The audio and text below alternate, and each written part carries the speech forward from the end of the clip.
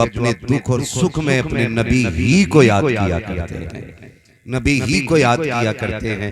वरना हमने वो लोग भी देखे हैं, जरा से टके भर की दौलत आ गई ना तो फिर सबसे बड़ा डीजे करके आ रहा और कह रहा मौलाना देखियो इलाके में ना नाम हो जावे, दीवारें हिल जाएंगी, दीवारें ऐसा बजेगा, चल बजा ले बेटे, जिस दिन कब्र में जाएगा ना तो अल्लाह सातों तबक हिला देगा, तबक।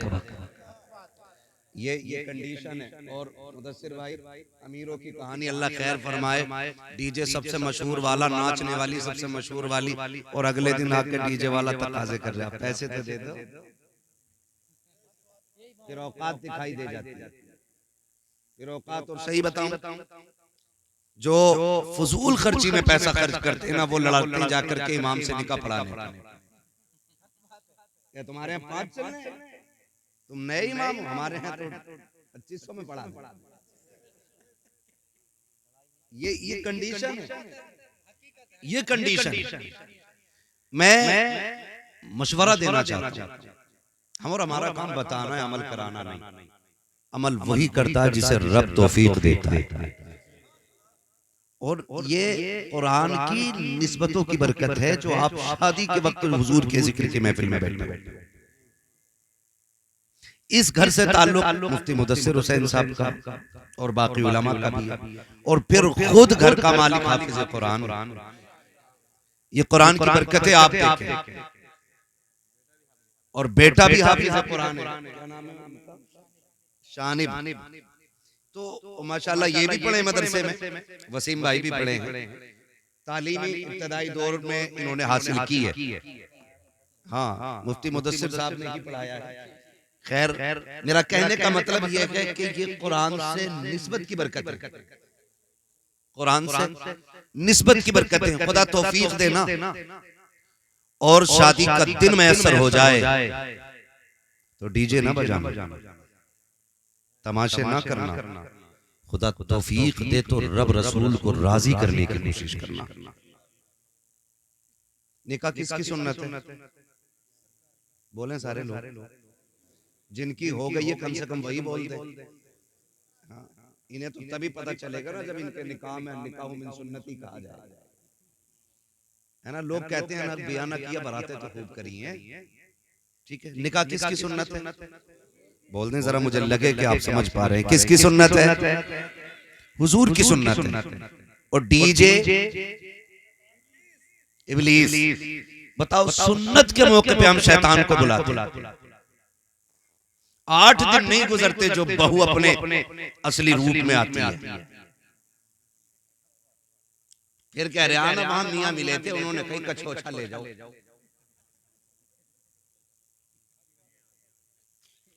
हाँ, सही कह रहा हूं मैं, कछोछा ले जाओ। वहां नीर का पानी पिलाया भी, नहलाया भी, लगाया भी, हुआ कुछ नहीं। क्योंकि भूत उनके उतरते जिन पे चढ़ा करते, जो खुद भूत नहीं होती है उनके भूत नहीं उतरा कर। ये मैं आपको बता रहा हूं, ये बेबरकतियां होती हैं, इनसे कोई नतीजा नहीं होता। अब सभी की एक तमन्ना है, सुना है आप हर आशिक के घर तशरीफ लाते, मेरे घर में भी हो जाए चरागा। चरागा, हाँ पक्के बरेल भी बैठे माशाअल्लाह। मेरे घर में भी हो जाए चरागा या रसूल अल्लाह। लेकिन हमने हुजूर को बुलाया कब? खाली कही तो दिया, मेरे घर में भी हो जाए चरागा या रसूल अल्लाह। लाइक भाई, हमारी कौम नात पे मचलेगी, और मचलना चाहिए, क्योंकि नात का ताल्लुक इश्क से है, इश्क से है। वो किसी प्रोफेसर ने भी लिखा था और कहा था, कौमे मुस्लिम की हुजूर से मोहब्बत का आलम है। बात अगर हुजूर की इज्जत और अजमत की आए ना, तो जहां नमाजी हुजूर के लिए निकलता है ना, तो वहां बेनमाजी भी रोड पे हुजूर के लिए निकल आते हैं। जहां जुब्बा दस्तार वाले हुजूर के लिए निकलते हैं, वहीं इस कौम के बेदाढ़ी वाले भी निकल आते। कैसी हालत को देख के अंग्रेज परेशान है, कहा अभी हम तो किसानों के सीने से इश्क रसूल नहीं निकाल पाए, मौलवी के सीने से इश्क रसूल कैसे निकाला जाए? यहाँ क्यों? क्योंकि इसका रिश्ता हुजूर से दिल का है, दिल का। गोया हम कहते हैं हम बेअमल जरूर हैं लेकिन बेवफा तो नहीं। हम गुनाहगार हैं लेकिन गद्दार तो नहीं है। हुजूर आपकी अजमत की बात आए हम लेटे रखे कि लानत हो ऐसे लेटने पे। हमारा तो एक ही ऐलान रहता है कि मोहम्मद से वफा, तूने तो हम तेरे, ये जहां चीज है क्या लो हो कलम तेरे। लेकिन अगर हम अमली मैदान में उतर के फिर भी एक बात आपसे पूछूं, हम कितना बुलाना चाहते हैं? शादी होती है, होती है इधर भी। अरे शादी की महफिल में बैठे डर क्यों रहे हो? हाँ, मैं यहाँ निकाह करा के नहीं भेजूंगा कि अब्बा से पूछ के नहीं आया। होती है ना, होती है। तो उससे पहले जो रस्म रिवाज हमारे हाफिज साहब हैं लाइक भाई, वो ये है कि हम लोग क्या करते हैं, पहले एक रफ तैयार करते हैं मेहमानों के लिए, रफ। फिर उसमें 4 लोग बैठते हैं, इनमें किसको रखना और किसको नहीं रखना। ये निकालते, कहा इसको निकाल दो, इसने पिछली बार दावत नहीं खिलाई। कहा ये कहा इसने गोट, हमारे यहाँ बोटी ज्यादा खाई थी, अपने यहाँ बोटी नहीं खिलाई थी, इसको भी निकाल दो। मतलब इस तरह से हम कट करते चले, इसे रखो, ये हमारे घर दावत दे के गया।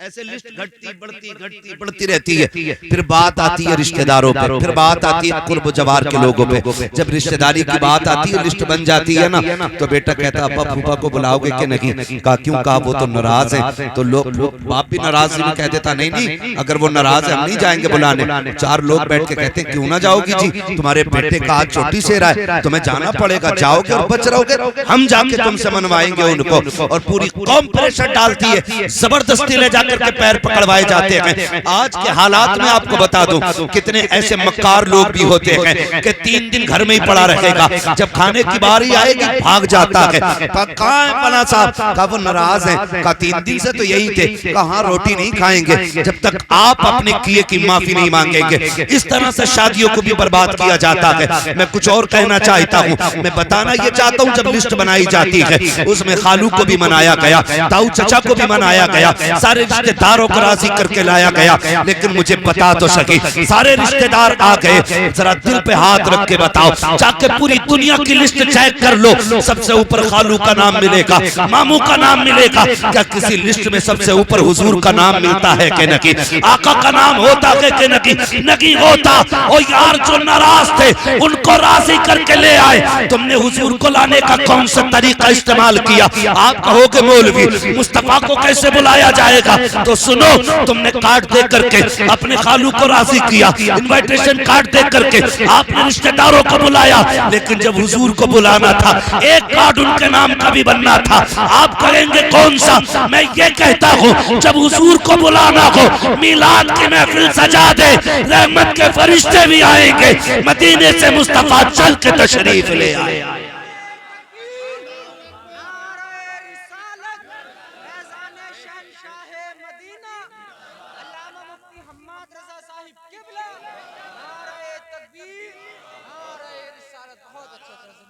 हाँ भाई, महफिल रखो, जरूरी नहीं है अम्माद आए, मुफ्ती मुदस्सिर साहब आए, लयक भाई आए, ये शोहरा, ये उलमा आए, एक भी मस्जिद के इमाम को बैठा के उनकी नात खानी शुरू करा दे। बात लहजे की नहीं है, बात अंदाज की नहीं है, बात हुजूर की नात की है। जहां नात होती है, मुस्तफा अगर चाहे तो तशरीफ ले आते हैं, और अगर आना ना भी चाहे तो मजार में लेटे लेटे तवज्जो फरमा देते हैं। और हुजूर की अगर नजर हो गई ना, तेरी एक निगाह की बात है, मेरी जिंदगी का सवाल है। अगर उनकी एक निगाह हो गई ना, फिर बेड़े पार हो जाते, फिर बेड़े पार होते। इसलिए मैं कहता हूँ खुदा तौफीक दे, दूल्हा बनो ना तो दूल्हा तुम बनो। महफिल सजी हो, सेहरा आमीना के लाल का पढ़ा जाना चाहिए। वाह वाह, माशाअल्लाह माशाअल्लाह। वो सरवरे किश्वरे रिसालत जो अर्श पर जलवागर हुए थे, मैं डाले तरफ के सामा अरब के मेहमान के लिए थे, फिर देख सेहरे में 4 चांद लगते हैं कि नहीं? वाह वाह वाह, माशाअल्लाह। भाई तुम कितनी महंगी रंडी लाके नचा लो, ठीक है, 4 बंदे तज़किरा करेंगे, लेकिन जिसकी शादी में हुजूर की बातें होती है ना, उसका तज़किरा अर्शों पे रब फरमाया। वाह वाह वाह, क्या बात है मुफ्ती साहब। और मैं नौजवानों हाथ जोड़ के कह रहा हूँ, ये सेहरा तेरी कोशिश नहीं है, तेरी मेहनत नहीं है, ये सेहरे उनके बनते हैं जिनकी रब तकदीर बुलंद करता है। ये आप में भी बहुत सारे साहिब औलाद होंगे, ठीक है ना। हम लोग भी साहिब औलाद हैं, अल्लाह बेटा देता है, कितनी खुशी होती है। और फिर माँ पैदा होते ही कहने लगती है मेरा चांद आ गया। चांद, वो इससे नीचे लफ्ज नहीं बोलती है, काला भी है ना फिर भी चांद, ठीक है ना। कैसा ही है, माँ के लिए चांद होता है, और हर माँ के लिए उसका लाल चांद होता है, और हर लाल के लिए जो उसकी माँ हो सकती है ना, वो दुनिया में कोई नहीं हो सकता। ये भी क्लियर है, जो माँ हो जाएगी वो कोई नहीं हो सकता।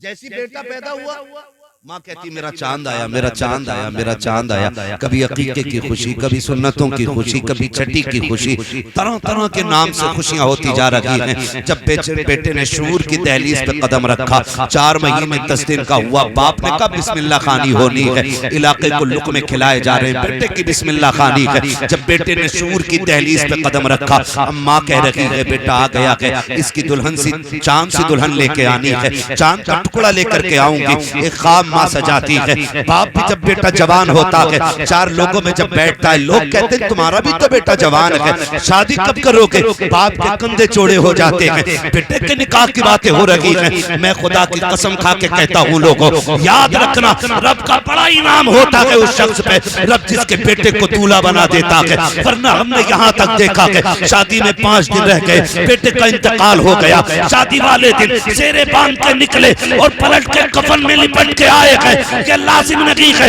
अगर तूने सेहरा बांधा है खैरियत से आ जाएगा, अगर खैरियत से आया है तो ये सिर्फ तेरी खुशी नहीं है, माँ की खुशियों की तकमील हो रही है, बाप का ख्वाब पूरा हो रहा है, यारों की खुशियों में 4 चांद लग रहे हैं, दोस्तों आबाद मचल रहे हैं। ओ लोगों, खुदा ये वक्त दे गाने न बजाना, अगर बजाना तो मुस्तफा की नातों के तराने बजाना।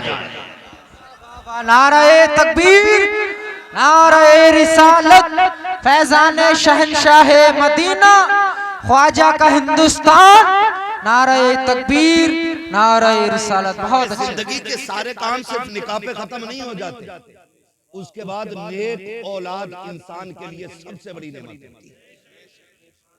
नेक औलाद, फर्माबरदार औलाद। पैसे में सुख सुकून नहीं है, सुने सारे लोग, अगर लगता हो ना पैसे वाला मौज में होगा, पता 8 दिन में पूरी पूरी डिब्बी खा जा रहे हैं गोलियों की, फिर जाके सोता है। सुख चैन दौलत में नहीं, मजा तो तब है औलाद इतनी फर्मा बरदार हो कि बाप देखे और उसकी आंखें देखते ही ठंडी हो जाए। ये सबसे बड़ी नेमत, ये सबसे बड़ी नेमत। अगर औलाद फर्मा बरदार नहीं तो मैं कहता हूं ऐसी औलाद पे लानत है जो माँ बाप की फर्मा बरदार ना। क्या करोगे पूरी जिंदगी का, कोई मतलब नहीं। अगर सुकून दौलत में होता ना तो फिर अमीर 16 घंटे सोता, गरीब 3 घंटे, लेकिन उल्टा है, अगर गरीब को जरूरत है ना उठाएं तो ये 12 घंटे नहीं उठेगा। क्यों? वो कभी गोली नहीं खाता, वो कहा था किसी ने फुटपाथ पे सो जाते हैं अखबार बिछाकर, मजदूर कभी नींद की गोली नहीं खाता। अमीर होना बुरा नहीं है, लेकिन दौलत हजरत उस्मान गनी वाली होनी चाहिए, फिरौन वाली नहीं, शद्दाद वाली नहीं, हामान वाली नहीं, दौलत उस्मान गनी वाली होनी चाहिए जो रब रसूल के रास्ते में लगती रहे। और हम तो कहते हैं, मैं नौजवान बैठे, मैं सबसे कहूंगा मेहनत करें और अमीर बने, ताकि आप माँ बाप का बोझ न बने, बल्कि अपने घर वालों का बोझ उठाने के लायक बन जाए।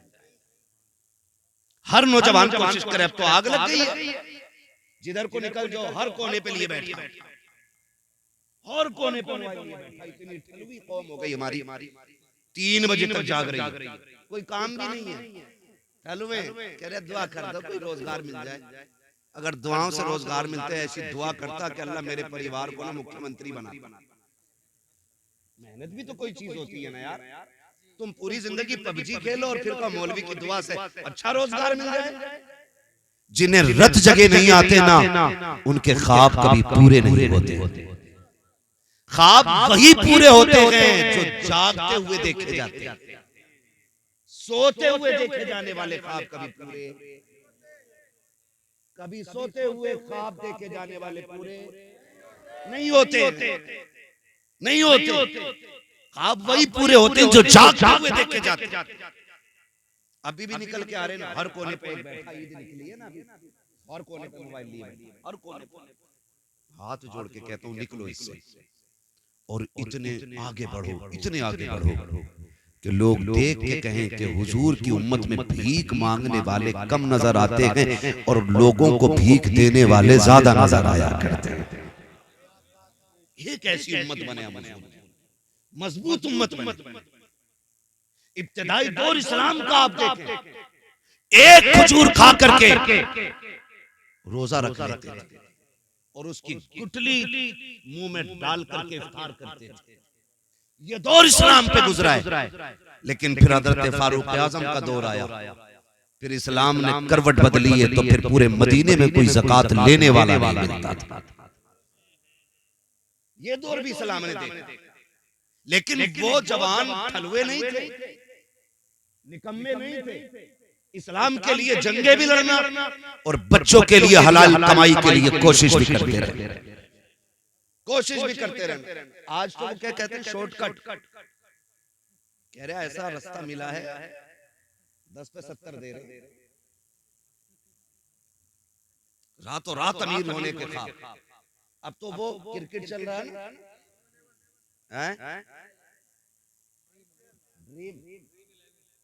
ड्रीम 11, तो ये भैया उस पे जुआ लगा रहे, उसको सट्टा ही है, वो भी एक किस्म का सट्टा है, लग गया आधा हो तो लग गया, वरना मुंह देख रहे, रोज लगा रहा है। कितने पैसे लगते हैं? बहुत आगे हो।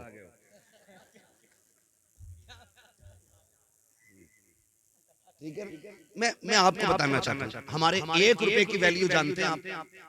1 रुपए की वैल्यू फरमाया गया, अगर मोमिन की हलाल कमाई का 1 रुपया कब्र में गिर जाए, तख्ते लगा दिए गए, हुक्म यह है कि तख्ता हटाया जाए, पहले रुपया निकाला जाए, फिर दफन किया।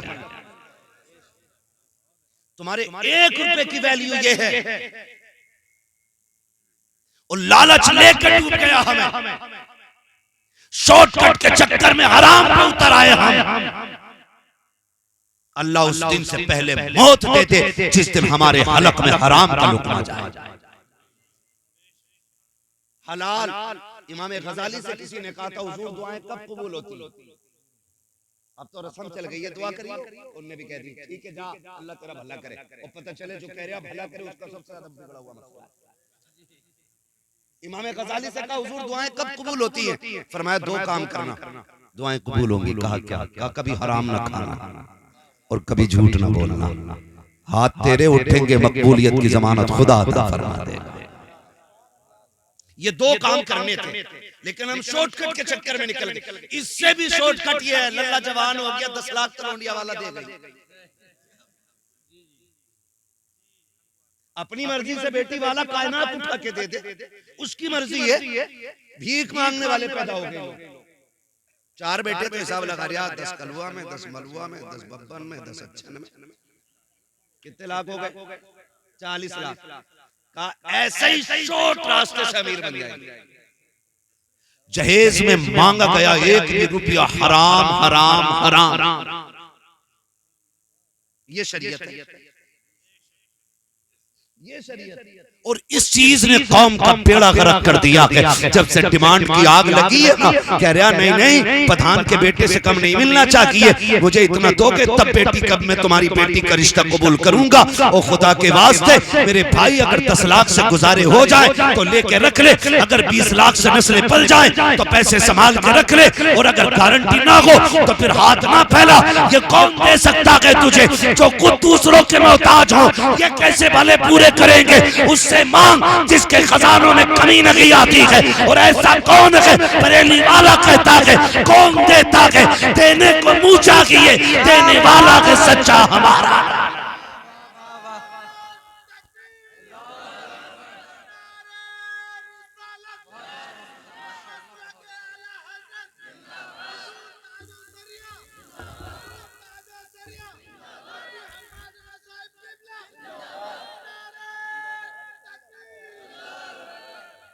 जो है सारे लोगों की डिमांड तो नहीं करेंगे इंशाअल्लाह।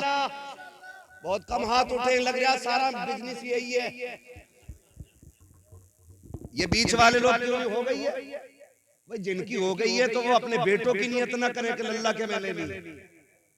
हाँ, कई बार हजरत ऐसा हो जाता हाफिज साहब,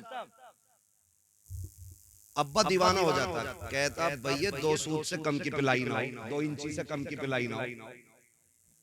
जबकि एक बार भी बैठने नहीं मिलता इस गरीब को बेड पे, और अपनी आखिरत तबाह कर रहा है।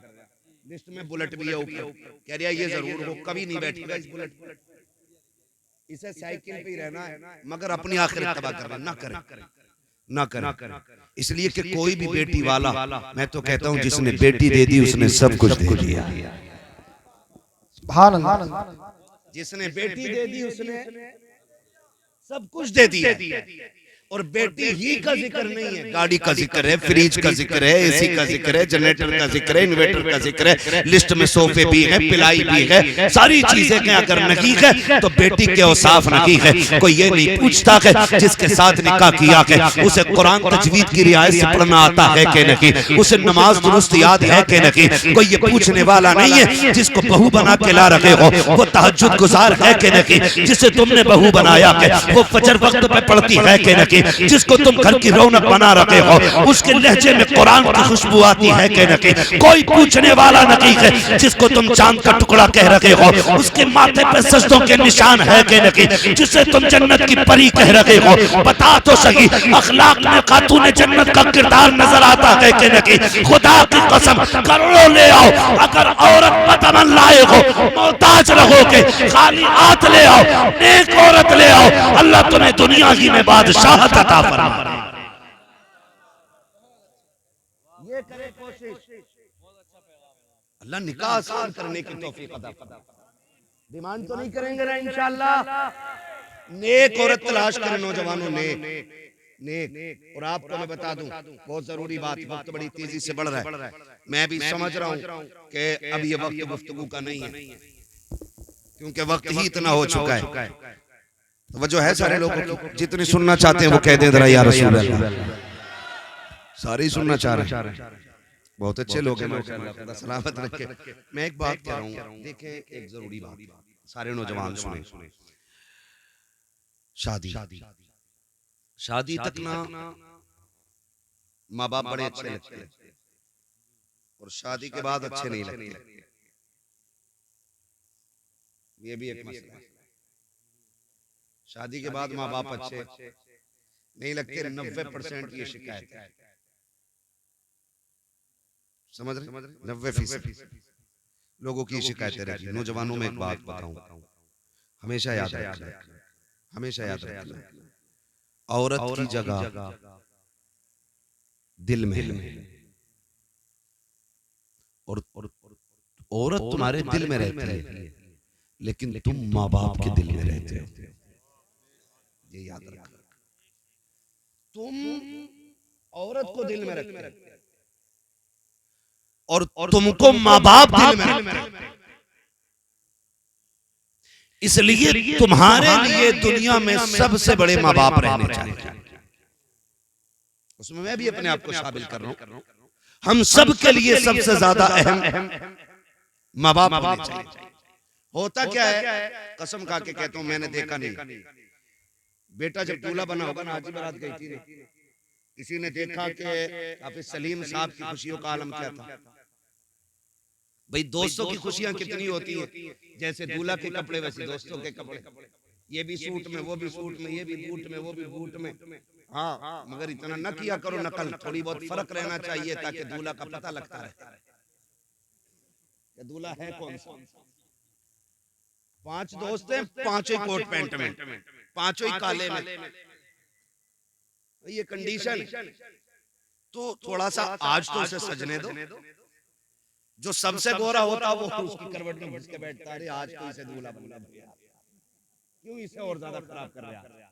आज इसका दिन है, दोस्तों का नहीं, आज इसका दिन है। तो मैं ये कहना चाह रहा हूं आपसे कि दोस्त कितनी नकल करते हैं कि दोस्त जैसे कपड़े, दोस्त जैसे ड्रेस, दोस्त जैसा पहनावा, सारे दाएं बाएं चल रहे हैं। लेकिन जानते हो जब भाई दूल्हा बना करते हैं, बहनें आके खड़ी हो जाती हैं सेहरे पर। कई बार देखा गया है कभी पानी के छींटे दे रही हैं, ये क्या कर रही है? कहा मेरे भाई को किसी की नजर न लग जाए, मेरे भाई को किसी की नजर न लग जाए। ये बहनों के रिश्ते होते हैं। और माँ को देखो, माँ बार बार कह रही है अल्लाह मेरे चांद को सलामत रखना, अल्लाह मेरे लाल को सलामत रखा, अल्लाह मेरे लाल को खैरियत से लेके जाना। जब दूल्हा घर से निकलता है, जहां तक नजर जाती है, सबसे देर तक देखने वाली आंखें माँ की हुआ करती हैं। पलट के आने का इंतजार करने वाली जो दरवाजे पे बिछी रहती है पलके, वो माँ की होती है। मुझे बता तो सही, माँ से ज्यादा तेरा इंतजार किसने किया? माँ से ज्यादा तुझसे प्यार किसने किया? तू दूल्हा बना था, कोई कपड़े देख रहा था, कोई अपने जूते चेक कर रहा था, लेकिन माँ और बहनें ये मुड़ मुड़ के तुझे देख रही थी। कभी पानी के छींटे, कभी सुरमे के टीके, कभी बार बार नजरें उतारना, मेरे लाल को किसी की नजर न लग जाए। मुझे बता तो सही, तेरे जाने के वक्त में तेरे बाप का पैर जमीन पे नहीं लगता था। लोग पूछते थे कि बाप कौन सा है, का तलाश करो। आज जिसकी खुशियां आसमान पे होंगी वही बाप लगता नजर आएगा। बाप तनहा अलग दिखाई देता है कि ये बेटे वाला है, मगर जरा दिल पे हाथ रख के बता, अभी शादी को 15 दिन हुए हैं। माँ से कहता है सुन, मेरे कमरे पे आके दस्तक ना देना, मेरी बीवी को अच्छा नहीं लगता है, तुमसे झाड़ू नहीं लगती है। अभी 8 दिन हुए हैं, उससे झाड़ू लगवाने चली हो। अभी 8 दिन हुए हैं, उससे चाय बनवाने चली हो। मुझे बता तो सकी तू किससे बात कर रहा है?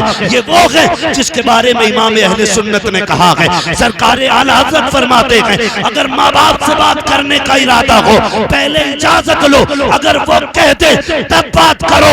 आला हज़रत कहते हैं माँ बाप की बारगाह में ऐसे जाया करो जैसे रियाया बादशाह के दरबार में जाया। वाह बाबा सुभान अल्लाह, नारे तकबीर। नारा मुख्तसर कर, मुझे बहुत कम वक्त में बातें करनी है। तवज्जो है भाई? तो ये माँ बाप होते, और अभी 8 दिन नहीं हुए माँ बाप से बिगड़ गए, माँ बाप से बिगड़ गई हमारी। क्यों?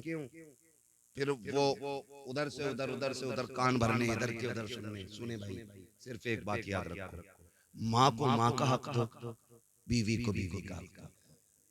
इस्लाम न बीवी का हक छीन के माँ को देने की इजाजत देता है, और न माँ का हक छीन के बीवी को देने की इजाजत देता है। ये याद रखिए, ये नहीं है।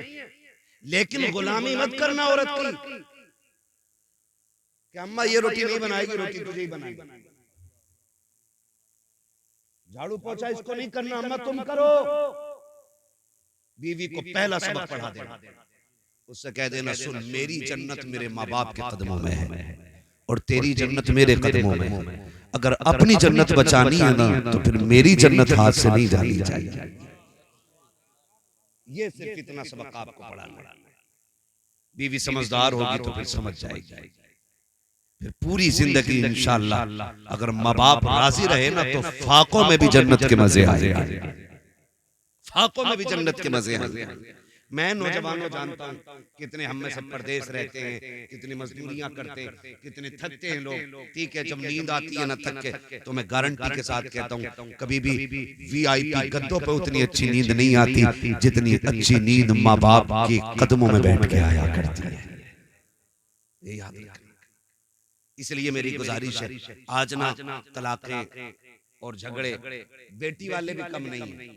जरा सी बात ससुराल में हो जाती है बेटी के ना, तो अब जो ये फसाद सबसे ज्यादा हुई मोबाइलों की वजह से हो रही है। इतनी चालाक औरतें आ रही हैं, फोन लगा के ना ऐसे रख लेंगी और कहेंगी अब बताइए क्या कह रहे थे मेरे अब्बा के बारे में। रिकॉर्डिंग ना डायरेक्ट चल रही है, क्या कह रहे थे मेरे अब्बा के बारे में, कह के दिखाओ। मेरे भैया क्या कही थी तुमने? अभी फोन कटता नहीं, गाड़ी दरवाजे पे आ गई, पकड़ो इसे। और फिर ये सोचते हैं कि हम तुर्रम खां हैं, हम यूं कर देंगे। याद रखना, बेटी का गुजारा बाप के घर नहीं शोहर के घर होता है। आप कुछ भी कर लें, वो ताकत तुम्हारे पास नहीं है जो रब ने उसके शोहर को दी है। आप कुछ भी कर लो, आप मंत्री हो, संतरी हो, पैसे वाले हो, पावर वाले हो, ताकत वाले हो, मुट्ठी में आपकी ताकत है। लेकिन जो तलाक की पावर शोहर के पास है ना, उसने 3 बार अगर बोल दिया ना तलाक तलाक तलाक, बेड़ा ही गर्क हो जाता बेटी। इसलिए बेटियों के मामलात में भी आसमान पे ना उड़ा गए जाके। क्या कह रहा था भाई? थप्पड़ मार दिया। याद रखना, शोहर हर हाल में शोहर होता है, शोहर हर हाल में शोहर होता है। शोहर मरना गवारा करता है लेकिन जिल्लत गवारा नहीं करता कभी। किसी भी शोहर को उसकी बीवी के सामने जलील न करना, वरना फिर तुम्हें हाथ धोने पड़ जाएंगे। तो कमी बेटी वालों के लिए एक अच्छी जिंदगी गुजारने के लिए हुजूर का तरीका अपनाना पड़ेगा। हुजूर का तरीका देख मैं बता दूं, आज हम में कोई अबू बकर नहीं, आज हम में कोई उमर नहीं, आज हम में कोई उस्मान गनी नहीं, आज हमारे बीच कोई मौला अली नहीं है, आज हमारे बीच कोई सहाबी नहीं, आज हमारे बीच कोई ताबई नहीं है। इतने लोग बैठे हैं, हम में कोई जाहिर में वली भी नहीं लगता है। कोई किसान है, कोई मजदूर है, कोई इमाम है, कोई खतीब है, बस अपने अपनी जिम्मेदारियों पे लोग लगे। मगर बता, कायनात में कोई सैयदा आमीना के लाल के जैसा हो तो लाके दिखाओ। और जानते हो जिनसे मेरे नबी ने निकाह किया पहला, उस खातून को हजरत खदीजतुल कुबरा कहा जाता है। क्या कहा जाता है? हजरत खदीजतुल कुबरा। ये हुजूर की पहली बीवी, हुजूर के साथ 25 साल गुजारे। कितने? 25 साल गुजारे। इनका लेवल क्या है? आका फरमाते पूरी कायनात में इस्लाम का एहसान है, लेकिन इस्लाम पे मेरी खदीजा का एहसान है। ये इनका लेवल है, ये इनका स्टेटस है, ये इनका मकाम है। आका फरमाते पूरी कायनात पे इस्लाम का एहसान, लेकिन खदीजा वो है जिसका इस्लाम पे एहसान। अब आप जरा देखें, एक दिन मेरे नबी की अम्मी हजरत हलीमा सादिया रज़ियल्लाहु ताला, ये कौन है? ये हुजूर की रिजाई अम्मी। कैसी अम्मी है?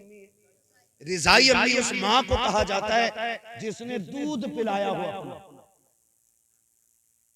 हकीकी माँ वो होती है जिसने पैदा किया, रिजाई वो होती है कि जिसने सिर्फ दूध पिलाया हो।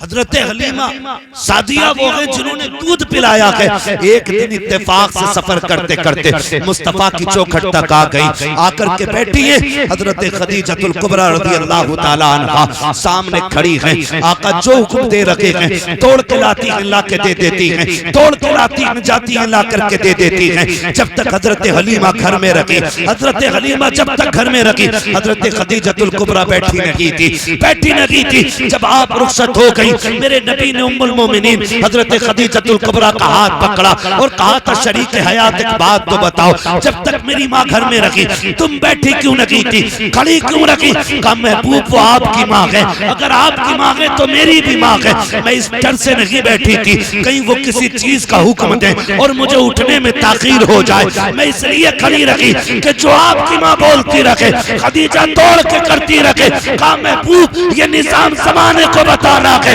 कि जो शोहर की माँ होती है उसी तरह बीवी के लिए वो उसकी भी माँ हुआ। और आज शोहर खुद कह रहा लेटी रहे, तेरे सिर में दर्द है, अम्मा रोटी डाल दिए दो। शोहर नहीं, ये दलाल है।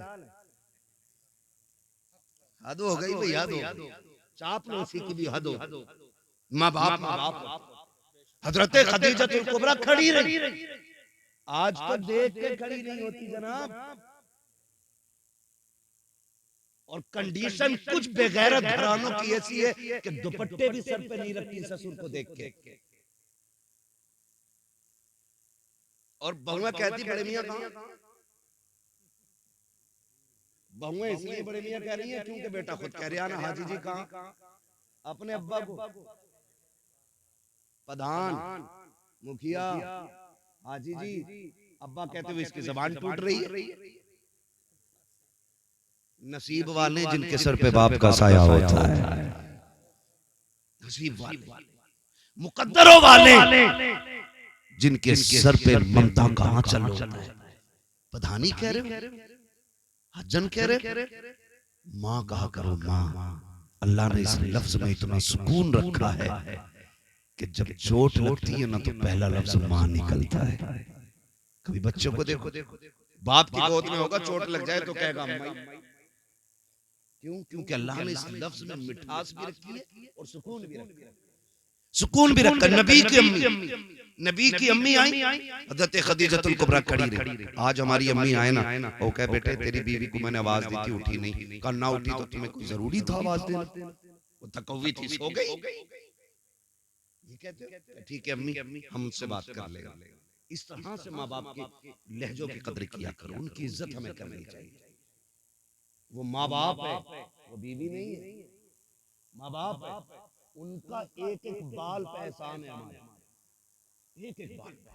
अगली बात करने लगा, निजाम मुस्तफा घरों में लाइए, फिर देखिए घर कैसे जन्नत लगती है, घर कैसे जन्नत लगती है। आज धीरे धीरे वो तुम्हें माँ बाप से दूर करती है, फिर बहनों से दूर करती है, फिर भाइयों से अलग कर देती है, और फिर जब अपनी पे आती है खुद जूता लेके खड़ी हो जाती है। फिर कहते हो तावीज दे दो मौलाना, बीवी फरमा बरदार मरखाना बैल तूने नाथ लिया, एक बीवी कंट्रोल नहीं। अब हमसे कहाँ मुंह बंद हो रहा है भाई? ये मुंह तुझे बंद करना था। तो कंडीशन ये हो जाती है, फिर क्या? फिर तो आ रहा थक के, वो कह रहा पानी लियो जरा, कह रही पी लो, मैं कौन सी ठाली थी सुबह से, तुम्हें क्या लग रहा है मैं खाली बैठी थी? का गुड्डू को नहलाया, बब्बो के कपड़े धोए, पोछा लगाया, फिर साहब किया, शोहर से ज्यादा अपने काम गिना देती है। ये मक्कार औरतों की निशानी होती है, मक्कार बदअमल औरतों की पहचान है। जो फर्माबरदार होती है ना, शोहर की पहली आवाज पे दौड़ जाती है, पहली आवाज। शोहर थक के आया, खुद बीमार होकर पड़ गई। होता क्या है, कभी बाहर ना मोहल्ले में दिन भर घूमेगी, शोहर के आने के टाइम चद्दर ओढ़ के, क्या हुआ कि सिर में आधे में बड़ा दर्द है, आधे में दर्द है तो सर घर सर पे उठा लेती है, पूरे में हो तो क्या करे, करिए कि सर में दर्द। जाओ जाके बेटियों को सबक दो। घर ऐसे नहीं चला, घर ऐसा चला करते हैं, शोहर थक के आए ना, बिस्मिल्लाह पढ़ के उठ, गिलास पानी का लेके बगैर कहे जाके खड़ी हो जा। तुझे नहीं पता जब तू उसे मुस्कुरा के देखेगी, वो तुझे मुस्कुरा के देखेगा, अल्लाह दोनों के सारे गुनाह माफ फरमा देगा, सारे गुनाह बख्श दिए जाते हैं। वो तो निहायत सस्ता सौदा बेच रहे हैं जन्नत का, हम मुफलिस का मोल चुकाएं, अपना हाथ ही खाली, अपना हाथ ही खाली है। इतनी आसान भी है जन्नत, लेकिन घर को जहन्नम बना रखा है। अगर कह दिया मेरे लिए ऐसा जोड़ा लाना जैसे अच्छन की बीवी ने पहन रखा था, अगर वो वैसा जोड़ा न लाया फेंक देती है, फेंक कहकर मैंने अपने बाप के घर कभी ऐसा नहीं पहना। जाओ जाके बेटियों को पढ़ाओ कि बाप के घर जो तूने सोना पहना, चांदी पहना, हीरे जवाहरात पहने पहन लिए, कभी इसका तज़किरा तूने शोहर के घर नहीं करना जा करके। वो तुझे जिस हाल में रखे तुझे उस हाल में रहना है। तेरी बेटी नबी की बेटी से बड़ी नहीं है, तेरी बेटी मुस्तफा के घर दूल्हा बन के आने वाले, तेरा बेटा अली से बड़ा नहीं है। ज्यादा इतराने की जरूरत नहीं है, मुस्तफा को देखो। जब बेटी का रिश्ता किया था आका करीम ने कहा था फातिमा मैंने तेरे रिश्ते का फैसला अली के साथ कर दिया है। खातूने जन्नत सैयदा तैयबा ताहिरा आबिदा जाहिदा रकिया तकिया नकिया सैयदा फातिमा ज़हरा आंखों में आंसू भर लाई थी। आका करीम ने कहा था फातिमा अली से बेहतर जमीन पे तेरे लिए मुझे कोई मर्द नजर नहीं आया, इसलिए मैंने तेरे लिए अली का इंतखाब किया है। अली गरीब जरूर है लेकिन अली नबी का भी प्यारा है, खुदा का भी प्यारा।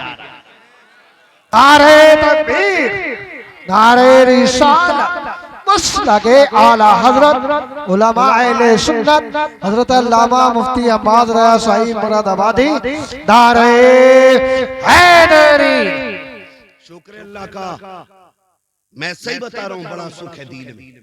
हमारे घर के 7 दामाद हैं, 7 पढ़े लिखे लोग हैं, और इतनी सुख सुकून की जिंदगी है। कभी कोई टेंशन, कभी चैंचे, कभी पैंपे ही नहीं, कभी मसला ही नहीं कि उसका हाथ पकड़ के लाओ, उसका लाओ, मुझे कार्ड क्यों नहीं आया, मुझे देख मेरा मुंह क्यों नहीं देखा, क्योंकि सारे पढ़े लिखे लोग हैं। तो फिर जब जिंदगी हुजूर की शरीयत के दायरे में चलती है ना तो बड़ा सुकून होता है, बड़ा सुकून होता है। बहनें अल्लाह ने साथ दी, साथों पढ़ी लिखी कारिया, बड़ा सुकून रहता है। ऐसा माहौल घरों का बना, ऐसा माहौल बना। जब ये जिंदगी होती है ना तो फिर फर्मा बरदारी और सुकून में जो मजा आता है ना वो खाली ससुर से लिए गए 15 लाख में नहीं। एक फोड़े में 15 नहीं, 15 के 35 निकल जाते हैं। ये याद रखिएगा। इसलिए हराम के चक्कर में ना पड़ना, मेहनत से अपनी कमाई से लाओ। फिर 5 में अल्लाह 50,000 की बरकत दे देता है। मेहनत का होना चाहिए, मेहनत का होना चाहिए, अपनी कमाई का। भीख में मिले हुए से क्या यार, तुमसे हमसे सबसे ज्यादा पैसे तो उन फकीरों के पास है जो जामा मस्जिद के गेट पे बैठ के भीख मांगते हैं। पैसा तो उनके पास भी, लेकिन इज्जत वाला पैसा होना चाहिए, हलाल वाला पैसा होना चाहिए। तवज्जो है सारे लोग। तो माहौल जब अच्छा होना तो फिर घर जन्नत लगता है। बिगड़ जाती, बिगड़ जाती। हुजूर फरमाते 25 साल मेरी खदीजा ने मेरे साथ गुजारे, लेकिन 25 साल आका फरमाते मैंने तबलीग के लिए जाता था, आता था, लेकिन कब 25 साल में कभी मुझे दरवाजा बजाने की जरूरत नहीं पड़ी। ये कौन कह रहा है? ये नबियों का इमाम कह रहा है।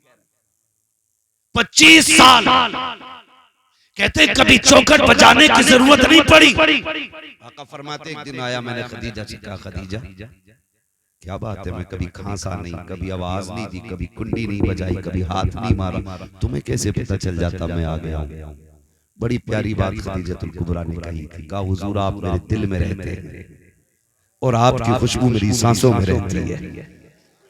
हुजूर कहना उन्हें पड़ता है जिनके आने का पता ना हो। आप आते हैं तो एहसास खुशबू से हो जाता है कि मेरा महबूब तशरीफ ला रहा है। ये किसने कहा? ये उम्मुल मोमिनीन हज़रत खदीजतुल कुबरा कह रही है। आज की बीवी कहती है मर जा, तू लौट के ना आए, ट्रक के नीचे दब जा, तेरा एक्सीडेंट हो जाए। ये कह के शोहरों को रुखसत करती है। मैं जाओ जाके बहन बेटियों से कह देना, शोहर दुनिया की तेरे लिए सबसे बड़ी दौलत है। आज अगर ये जिंदा है, तेरे ऊपर सुर्ख जोड़ा भी अच्छा लगता है, हरी पीली चूड़ियां भी तेरे हाथ में अच्छी लगती है, तू सोना पहने तो रानी लगती है, जोड़े पहने खूबसूरत तो शहजादी लगती है, जिससे तू ट्रक के नीचे मरने की दुआ दे रखी है, जिसके बारे में कह रही तेरी सूरत नहीं देखनी है, जिस दिन ये मर गया और सफेद कफन में लिपट गया, खुदा की कसम सफेद जोड़े के अलावा तेरे बदन पे कोई कपड़ा अच्छा नहीं लगेगा, तेरे हाथों की चूड़ियां उतार ली जाएंगी, तुझसे हंसने का हक खत्म हो जाएगा। एक बेवा की जिंदगी क्या होती है? जा किसी बेवा से जाके पूछ, आज तुझे घमंड है अपनी जवानी पे, अपनी ताकत पे और अपनी इज्जत पे। सोच जिस दिन शोहर चला जाएगा, कोई थूक के तेरी तरफ देखने के लिए तैयार नहीं होगा, कोई तुझे 2 वक्त की रोटी देने के लिए तैयार नहीं होगा। आज जो हुकूमत चल रही है ये तेरी पावर की वजह से नहीं, ये तेरे शोहर की वजह से चल रही है। इसलिए जाओ जाके बेटियों से कह देना कभी शोहर की मौत ना मांगना, मौत ना मांगना। अल्लाह तौफीक दे, ये घर से निकले फिर मुसल्ले बिछा, फिर झोली फैला के अल्लाह सुहाग के जोड़े में छोड़ के गया है सुहागन मिलाना। दुआ करना तेरा काम है, खैर से रब को तुझसे मिला देना ये उसका काम है।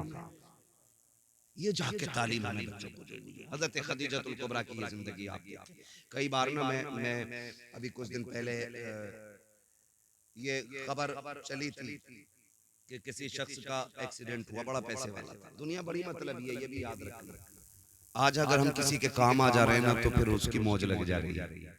फिर वो खालू भी कह रहा, चचा भी कह रहा, ताऊ भी कह रहा, भैया भी कह रहा। अगर तुम्हारी उससे कोई गर्ज पड़ गई ना, फिर कह रहे हाँ यार मिले तो थे, फिर ऐसे कर देते। बड़े मतलबी लोग। वो नौजवान, उसका एक्सीडेंट हुआ, बड़े पैसे वाला था, उसके 50 से ऊपर दोस्त थे। कहते जब मेरा एक्सीडेंट हुआ इत्तेफाक देखे रीढ़ की हड्डी टूट गई, तो नसें उसकी जो डैमेज हो गई, फिर हाथ पैर काम करना छोड़ गए। उसने कहा फिर सारे दोस्त भी छोड़ गए, यहाँ तक कि जब हाथ पैरों ने काम छोड़ा, बीवी भी तलाक लेके चली गई। उसने कहा तेरे जैसे मोहताज के घर में क्या रहना। उसने रो के कहा था, उसने कहा जब मुझे होश आया, मैं जब भी सुबह को उठ के ना आंखें खोलता, कोई और नहीं, मेरे बिस्तर पे मेरी माँ बैठी हुई मिला करती थी। दुख में दुनिया छोड़ जाती है, माँ बाप नहीं छोड़ा करते, माँ बाप नहीं छोड़ा करते। ये दुख में नहीं छोड़ते, तुम इन्हें सुख में छोड़ गए। ये परेशानियों में नहीं छोड़ते, तुम इन्हें राहत के वक्त छोड़ गए। नहीं तुम्हारा खर्चा हमसे नहीं उठता, गैरत नहीं आती है? अमीर बनना है तो माँ बाप पे खर्च किया करो, अमीर बनना है उनके खर्चे उठाया करो, अल्लाह इतना देगा तेरी 7 पुश्तों से संभाला नहीं। याद रखिएगा, पानी उसी बर्तन में मजीद आता है जिसका कम होता है। जो पहले से भरा रखा रहेगा वो सड़ तो जाएगा, उसमें नया पानी बोले नहीं आ सकता ना। नए पानी के लिए बर्तन का खाली होना जरूरी है, और खाली वहां करो जहां हरियाली होती हो। माँ बाप से ज्यादा खुशहाली किसके चेहरे पे नजर आएगी? इनके ऊपर खर्च करो, इनके ऊपर खर्च करो। आप तारीख का ये बाप पढ़े और जाओ जाके बेटियों को भी ये समझाओ, बेटों को भी समझाओ। और मैं एक बात बता दूं, मैं सिर्फ बहू के हवाले से नहीं कर रहा हूं, मैं शोहर के हवाले से भी अगर बात करूं बड़ा वक्त लग जाएगा। सिर्फ इतना बता दूं, हुजूर ने बीवियों के साथ कैसे रवैया किया। ताली दोनों हाथ से बचती है, एक से नहीं, खाली औरत ही नहीं, आपको भी उसकी इज्जत करनी पड़ेगी, उसको रिस्पेक्ट देनी पड़ेगी, ताकि उसका हौसला बुलंद रहे। ये नहीं कि हम औरत को पैर की जूती समझने लग जाए, ऐसे जिंदगी नहीं। उम्मुल मोमिनीन हजरत आयशा सिद्दीका रज़ियल्लाहु तआला अन्हा फरमाती, एक दिन ना दरवाजा बजा, कहती जब दरवाजा बजा ना तो मैंने कहा कौन है, अंदर आ जाओ। कहती एक बूढ़ी अंदर आई, कमर झुकी हुई थी। उसने कहा खदीजा तेरा शौहर नजर नहीं आ रहा? कहती उन्होंने इतना कहा, हुजूर बिस्तर से बड़ी तेजी से उठे, आपने तैबन संभाला, फौरन बाहर तशरीफ लाए।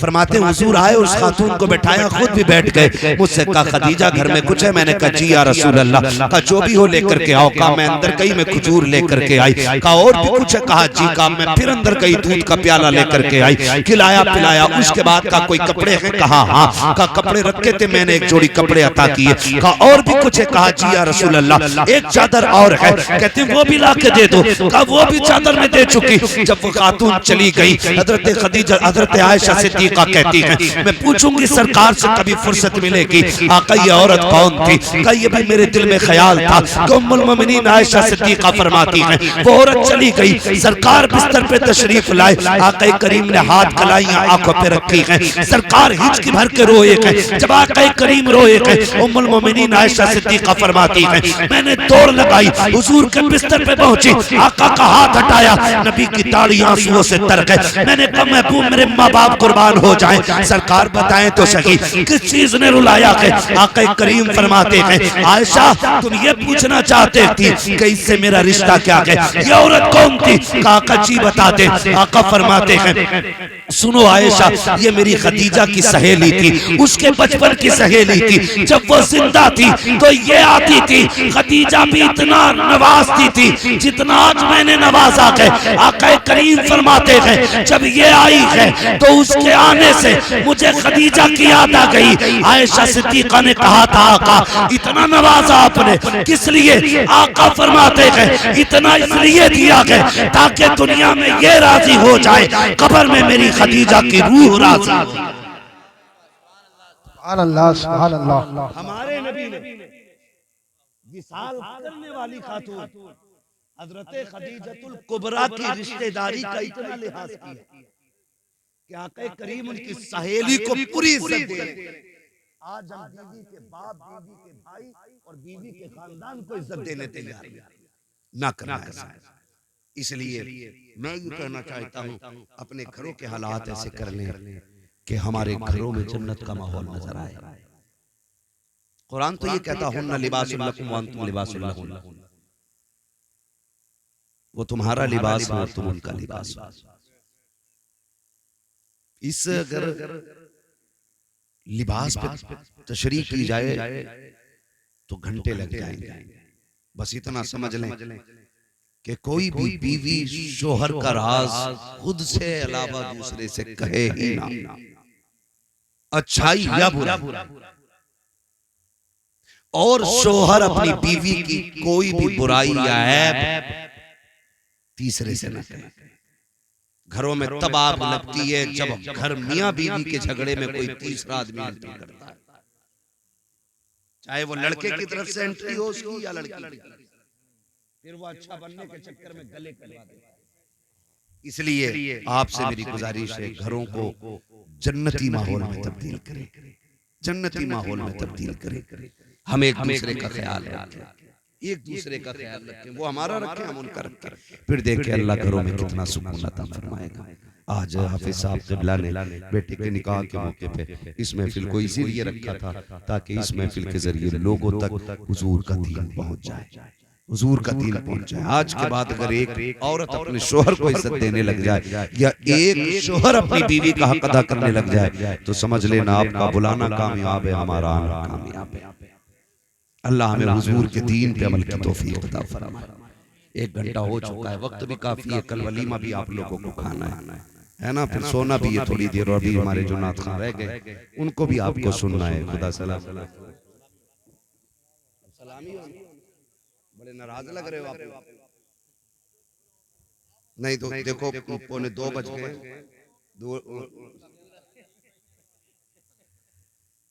समझ रहे मेरी बात। अल्लाह तौफीक दे, बस इतना कर, वादा करेंगे इंशाअल्लाह डीजे नहीं बजाएंगे।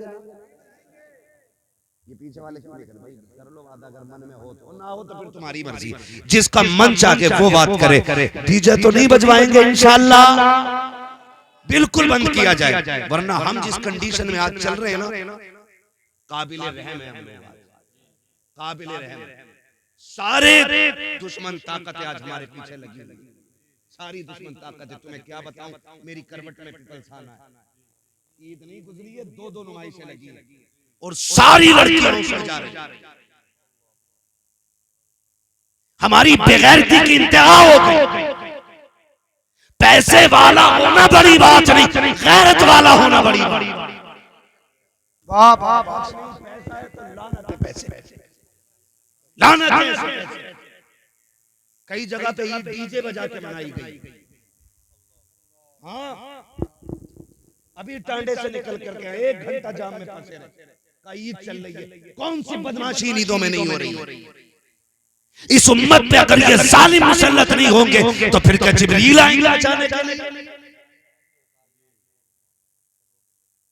ओ भाई, मौत आनी है, मौत। चाहे नकाब पहन के मेले में जा या नंगी होके मेले में जा, मेले का हुक्म एक ही है। मैं तो एक बात जानता हूं, अगर इस्लाम औरत को मस्जिद में जाने की इजाजत नहीं देता है तो मेले में जाने की ये बाप होता कौन है जो इजाजत दे रहा है? अगर उसे जाने की इजाजत होती भीड़ में तो पहले इस्लाम ये कहता ना, चल जुमा पढ़ लेकर। जब इस्लाम जुमे की इजाजत नहीं देता तो बेगैरत झूले पे बैठने की इजाजत किसने दी? और फिर जब चौक में आएंगे तो मौलवियों के भी उस्ताद लगेंगे, कलाइयां चढ़ा के कहेंगे हाँ हम जाने हैं मौलवियों को। बेगैरत तेरे जैसे दौलत वाले बेगैरत से तो गरीब 5 वक्त नमाज पढ़ाने वाला इमाम 1 लाख दर्जे ज्यादा अच्छा। उस पे पैसा नहीं है मगर गैरत तो है। हमारी कौम की गैरत का जनाजा निकल गया, शर्म आती है, तकलीफ होती है, फिर कहते हैं वो उसके साथ भाग गई, वो कपिल के साथ भाग गई, वो फला कर। क्यों नहीं भागेगी? जब तुम शरीयत की हदें तोड़ोगे अल्लाह तुम्हें उजाड़ के रख देगा। याद रखिए, ये जुमले न समझना, ये कड़वी सच्चाई है। उसके दीन से खेलोगे वो तुम्हारी नस्लें उजाड़ देगा। और कोई माई का लाल ऐसा पैदा नहीं हुआ जो खुदा से सामने से झगड़ा। समझ रहे हो? डरें अल्लाह के अज़ाब से, बदले अपने तरीके को, वादा करें इंशाअल्लाह कभी डीजे बजेगा तो देखेंगे भी नहीं जाकर। हालात ये ऐसे गंदे गाने चल रहे हैं कि आदमी, मर्दों को तो गैरत आ जाती है, जो बहन के सामने डीजे बजवा रहा है उस बेगैरत को गैरत नहीं आ रही, नहीं होनी चाहिए। अल्लाह तौफीक दे, इन फितनों से निकले। खुदा सबको बेटे दे, उनके सेहरे बंधे और उनकी शादियां हो, बातें हुजूर की होने लग जाएं, फिर तज़किरे फरिश्तों में भी हो, रब अर्शों पे तज़किरे करे। फिर देखें इंशाअल्लाह अगर सुन्नत के मुताबिक हमने निकाह अपने आसान कर लिया और हुजूर की महफिल सजा दी तो हो सकता है हमारी 5000 बारात के खाने का तज़किरा वहां ना हो, हुजूर की 4 नातें सुनाने और सुनने वालों का तज़किरा होने लग जाएगा। ये करेंगे इंशाअल्लाह। वो बदले थोड़ा सा अपने आप को, याद रखिएगा अब जमीन तंग होती जा रही है, इतनी तंग हो गई है हम लोगों की जमीन कि अब पैर अगला रखने की जगह नहीं। डॉक्टर इकबाल ने आज के लिए कहा था, न संभलोगे तो मिट जाओगे हिंदी मुसलमानों, तुम्हारी दास्तां तक भी ना होगी दास्तानों में। अभी वक्त के बिल के हवाले से मुफ्ती साहब कह रहे थे, है हवा पता है किस कंडीशन में हम खड़े, जगहें नहीं मिलेंगी दफन होने के लिए, अपनों के कब्रों पे फाता पढ़ने की जगह नहीं मिलेगी। वो दौर आ रहा हम लोगों को, सजदे करने के लिए मस्जिदें नहीं मिलेंगी। आज वक्त है अल्लाह को राजी करने, आज वक्त है कोशिश करें हमारा रब राजी हो जाए। अगर वो राजी हो जाता है ना, फिर 313 को हजारों पे फतह अता फरमा देता है।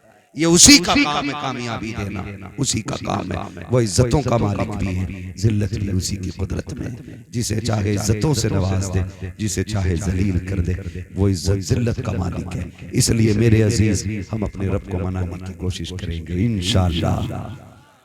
और याद रखिएगा, जिन घरों के उसूल तरीके अच्छे होते हैं, उन घरों की आने वाली नस्लें अच्छी होती हैं।